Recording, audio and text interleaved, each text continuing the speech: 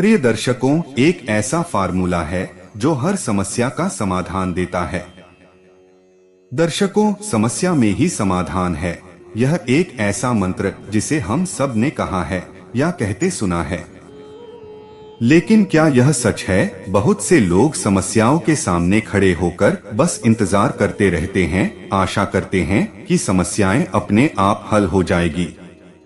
ये एक सामान्य सोच है कि समस्या से बचने का सबसे अच्छा तरीका है कि हम इंतजार करें और उम्मीद करें कि समस्या खुद ही ठीक हो जाएगी। दर्शकों, यह छोटा सा वीडियो आपको बहुत सारे समस्या से बाहर निकलने काम कर सकता है, तो इसे टाइम निकाल के ध्यान से और अंत तक जरूर सुने और सच्चे दिल से कमेंट में जय श्री कृष्ण जरूर लिखें। दर्शकों, लेकिन क्या ये सच है? क्या वाकई मुश्किलों का सामना करना इतना आसान है? इस कहानी में हम बात करेंगे कि समस्या के सामने खड़े होकर बस इंतजार करना सबसे अच्छा विकल्प नहीं है। हम आपको सिखाएंगे कि समस्याओं का सामना करना उनको हल करने का सही और प्रभावी तरीका है। इस कहानी के माध्यम से हम सीखेंगे कि हमारी मेहनत, समर्पण, सही दिशा में कदम बढ़ाने से ही समस्याएं हल हो सकती है। तो चलिए इस वीडियो के माध्यम से हम आपको समझाते हैं। दर्शकों, एक राज्य का राजा बहुत चिंतित था क्योंकि उसकी पत्नी का जन्मदिन नजदीक आ रहा था। यूं तो कहने को वो राजा था, परंतु उनके जीवन में अनेक प्रकार की समस्याएं थी। परंतु राजा अपनी पत्नी को ऐसा उपहार देना चाहता था जिससे उनके जीवन में जो दुख है कम से कम उस दिन के लिए दूर हो जाए।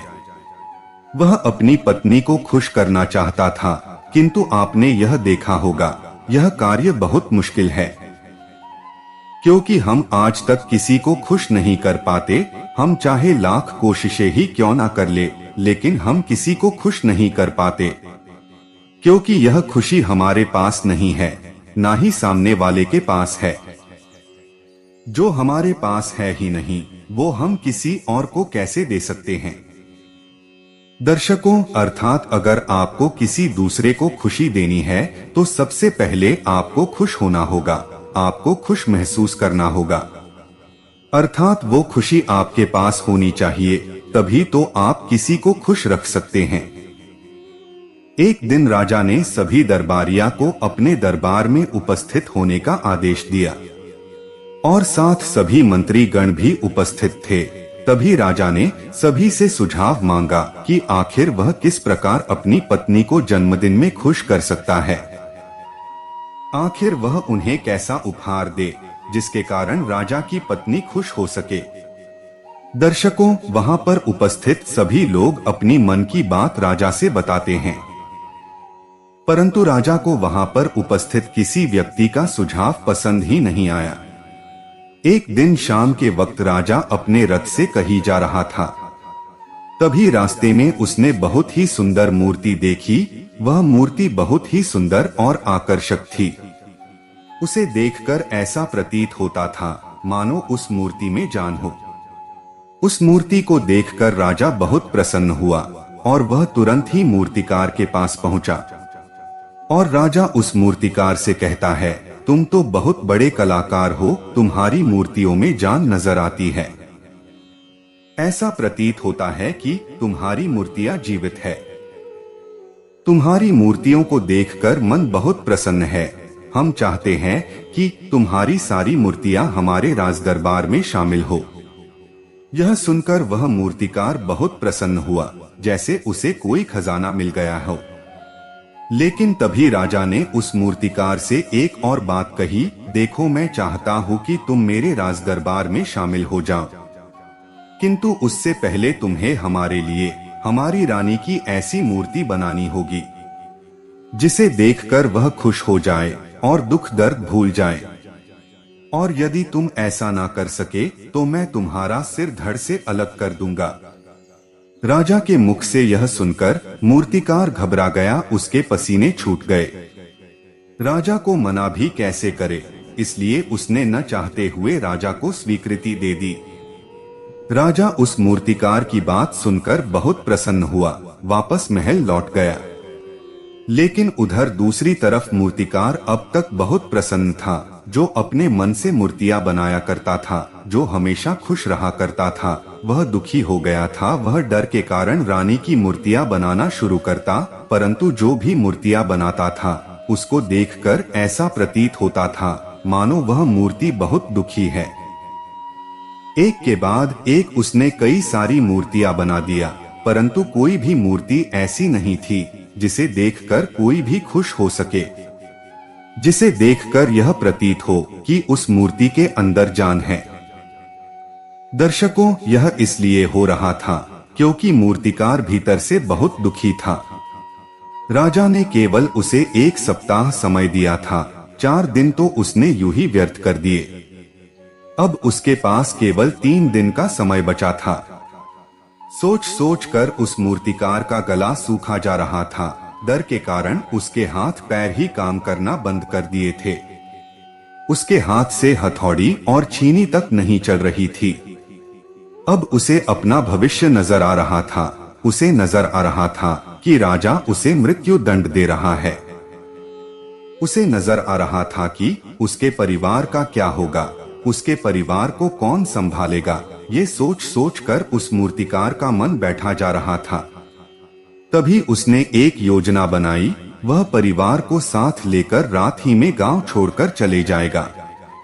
ये सोचकर वह तुरंत घर गया और उसने अपना सारा सामान बांधा और अपनी पत्नी और बच्चों को भी तैयार किया।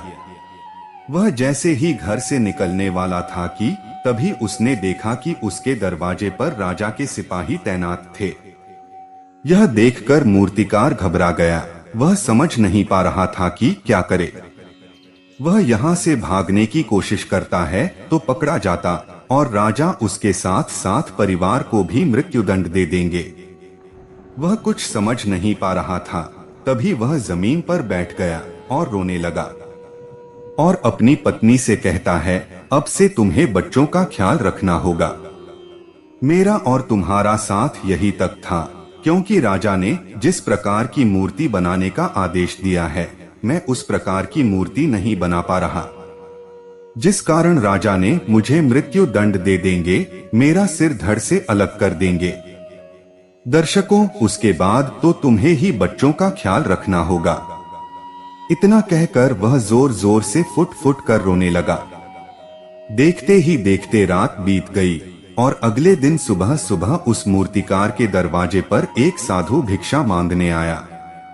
मूर्तिकार ने उन्हें भिक्षा लाके दी तो मूर्तिकार बहुत परेशान लग रहा था, जिसे देखकर वह साधु मूर्तिकार से कहता है कि बेटा, हमारे जीवन में तो दुख और सुख तो आते रहते हैं।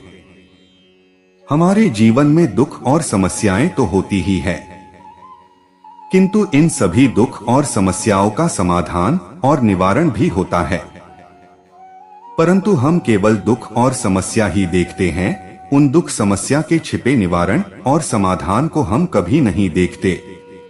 यदि तुम ध्यान से देखोगे तो हर समस्या का समाधान और हर दुख का निवारण भी है। दर्शकों, मैं यह अच्छी तरह से जानता हूँ कि तुम अपनी पत्नी और बच्चों को साथ लेकर भाग जाना चाहते थे, किंतु ऐसा हो नहीं सका। उस मूर्तिकार ने उस साधु के मुख से यह बात सुनी तो वह उनके चरणों में जा गिरा और हाथ जोड़कर उस साधु से कहता है, हे मुनिवर, आप ही बताइए मैं क्या करूं? राजा ने मुझे मूर्ति बनाने का आदेश दिया है, किंतु मैं चाहकर भी मूर्ति नहीं बना पा रहा, और यदि मैंने मूर्ति नहीं बनाई तो राजा मुझे मृत्युदंड दे देंगे, और उसके बाद मेरे परिवार का क्या होगा, उनका ख्याल कौन रखेगा? तभी साधु उस मूर्तिकार से कहते हैं, बेटा, आंख बंद कर लेने से कुछ नहीं होने वाला, समस्याएं तो वही की वही खड़ी रहती है। ध्यान देने और कर्म करने से सब कुछ बदल जाता है। यदि तुम केवल आंखें बंद करके यह सोचोगे कि तुम्हारी समस्याएं चली जाएंगी, तो ऐसा नहीं होगा। दर्शकों, इतना कहकर उस साधु ने मूर्तिकार के कानों में कुछ कहा और उसके बाद वहां से वह चले गया। उस साधु के वहां से जाने के बाद मूर्तिकार महल गया, जिसे देखकर राजा मूर्तिकार से कहता है, लगता है तुमने समय से पहले ही एक अद्भुत मूर्ति तैयार कर ली। बताओ वो मूर्ति कहाँ है, मैं भी उसको देखना चाहता हूँ। इस पर मूर्तिकार जवाब देते हुए कहता है कि महाराज, अभी तक मैंने मूर्ति तैयार नहीं की है, परंतु मैं आपके दिए समय पर अवश्य ही वह अद्भुत मूर्ति तैयार कर लूंगा। पर उससे पहले मेरा एक बार महारानी से मिलना बहुत आवश्यक है, अन्यथा वह अद्भुत मूर्ति तैयार नहीं हो पाएगी। राजा ने उस मूर्तिकार की सारी बातें ध्यान पूर्वक सुनी और उसके बाद राजा ने मूर्तिकार को महारानी से मिलवाया। मूर्तिकार महारानी से मिलने के बाद महारानी से प्रश्न करते हुए कहता है कि महारानी जी, किसी भी औरत का सबसे बड़ा दुख क्या हो सकता है। इस पर महारानी जवाब देते हुए उस मूर्तिकार से कहती है, किसी औरत का मां न बन पाना उसका सबसे बड़ा दुख है। दर्शकों, तभी वह मूर्तिकार महारानी से एक और प्रश्न करते हुए कहता है, महारानी जी, किसी औरत के जीवन का सबसे बड़ा सुख क्या है। महारानी उस मूर्तिकार का जवाब देते हुए कहती है कि किसी भी औरत का सबसे बड़ा सुख उसके पति और बच्चे का उसके पास होना है। महारानी के मुख से अपने प्रश्नों का सवाल जानकर मूर्तिकार बहुत प्रसन्न हुआ और उनसे आज्ञा लेकर वापस अपने घर लौट आया। और अब से वह दिन रात उस मूर्ति पर काम करने लगा। देखते ही देखते पूरे 3 दिन पूरे हो गए। आखिरकार रानी के जन्म दिवस के दिन मूर्तिकार उस मूर्ति लेकर राजमहल पहुंचता है। लेकिन अब राजा के मन में बेचैनी थी कि पता नहीं उस मूर्तिकार ने कैसी मूर्ति बनाई होगी। पता नहीं वह मूर्ति महारानी को पसंद आएगी भी नहीं। इस प्रकार के कई प्रश्न राजा के मन में चल रहे थे। राजा के मन की बेचैनी लगातार बढ़ती ही जा रही थी, लेकिन उधर दूसरी तरफ राजा को उस मूर्तिकार पर पूर्ण विश्वास था, क्योंकि राजा ने पहले ही उस मूर्तिकार की हाथों की कला देखी हुई थी। इसलिए एक तरफ उनके मन में यह भी विचार चल रहे थे कि उस मूर्तिकार ने जरूर ही अद्भुत मूर्ति बनाई होगी। वो मूर्ति सफेद कपड़ों से ढकी हुई थी। तभी राजा ने उस मूर्ति की ओर इशारा करते हुए रानी से कहा, यह मूर्ति आपके जन्म दिवस का तोहफा है, इसे कबूल करे। उसके बाद रानी ने उस मूर्ति से वह कपड़ा हटाया और उस मूर्ति को देखते ही रानी की आंखों से आंसू बहने लगे। यह देखकर राजा को ऐसा प्रतीत हुआ महारानी को यह मूर्ति पसंद नहीं है। इसलिए राजा ने तुरंत ही क्रोधित होकर अपने सिपाहियों को आदेश दिया और मूर्तिकार को बंदी बनवा लिया। लेकिन तभी महारानी राजा से कहती है, रुकिए, इस मूर्तिकार ने मेरा दुख और सुख एक ही मूर्ति में निकाल दिया है। इस मूर्ति में मेरे पति मेरे साथ और मेरे हाथ में मेरा बच्चा है। इससे सुंदर मूर्ति मैंने आज तक नहीं देखी। ये बहुत ही लाजवाब है। इससे सुंदर तोहफा मेरे लिए और कोई नहीं हो सकता है। काश ऐसा मेरे जीवन में वास्तव में हो जाए, मेरे पति भी मेरे साथ हो और मेरे हाथों में मेरा बच्चा हो। महारानी की ये सारी बातें सुनकर और मूर्ति को देखकर राजा को अपनी गलती का एहसास हुआ। राजा अपनी प्रजा और साम्राज्य की देख-रेख में इतना व्यस्त रहता था कि कभी भी पत्नी को समय नहीं दे पाता था, जिस कारण राजा की आंखों से आंसू बहने लगे और दरबार में सभी लोग वह मूर्ति देखकर हैरान हो गए। आज तक किसी ने भी इससे सुंदर और जीवित मूर्ति नहीं देखी थी, जिसमें सुख और दुख एक साथ नजर आ रहे हैं। उसके बाद उस मूर्तिकार को रिहा करवाया और उसे ढेरों इनाम दिए और उसे राजदरबार में जगह भी दी। किंतु उस मूर्तिकार ने इनाम तो स्वीकार कर लिया, लेकिन राजदरबार में रहने जगह नहीं ली और हाथ जोड़कर राजा से कहता है, हे महाराज, मेरी आपसे विनती है, आपने मुझे चेतावनी दी थी, यदि ये मूर्ति नहीं बना सका तो आप मुझे मृत्युदंड दे देंगे। किंतु मैं आपसे बस इतना कहना चाहता हूँ, हम में से चाहे कोई भी प्राणी क्यों न हो, सभी के प्राण उतने ही कीमती हैं जितने ही आपका या महारानी के हैं। इसलिए बिना दोष किसी को भी दंड नहीं देना चाहिए। मेरी पत्नी ने मुझसे कहा था कि राजा की दोस्ती और दुश्मनी दोनों ही अच्छी नहीं है, इसलिए मुझे आपके राज दरबार में कोई स्थान नहीं चाहिए। मैं अपनी छोटी सी दुनिया में बहुत खुश हूँ। मैं अपने छोटे से परिवार के साथ बहुत खुश हूँ। मैं आज तक जो करता आया हूँ वह मुझे पसंद है।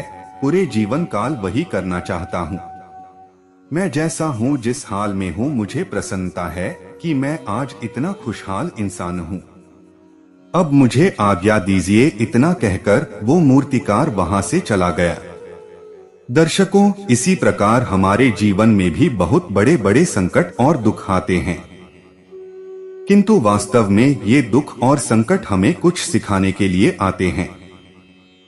किंतु हम तो केवल उन दुख और समस्याओं देखने में लग जाते हैं, उनका निवारण खोजने का तनिक भी प्रयास नहीं करते हैं। और जब हम दुख के समय क्रोध करते हैं तो हम वास्तविकता में हम अपना ही नुकसान करते हैं। दर्शकों, जो व्यक्ति समझदार होते हैं वह अपने दुख और परेशानियां से ये सबक सीख लेते हैं कि विषम परिस्थितियों में शांत रहकर उन दुखों का निवारण करना, उन समस्याओं का समाधान करना चाहिए। किंतु हमसे अधिकांश लोग ये नहीं सीख पाते और वे लोग बार बार वही गलती दोहराते रहते हैं और क्रोध करते हैं। क्रोध में इंसान अपने दुख और समस्या का समाधान करने में असमर्थ होता है और वह अपनी समस्याओं के दलदल में फंसता चला जाता है। इस प्रकार जो व्यक्ति समझदारी से शांत रहकर अपने दुखों और समस्याओं का हल ढूंढ लेते हैं वे अपने जीवन में खुशहाल रह सकते हैं।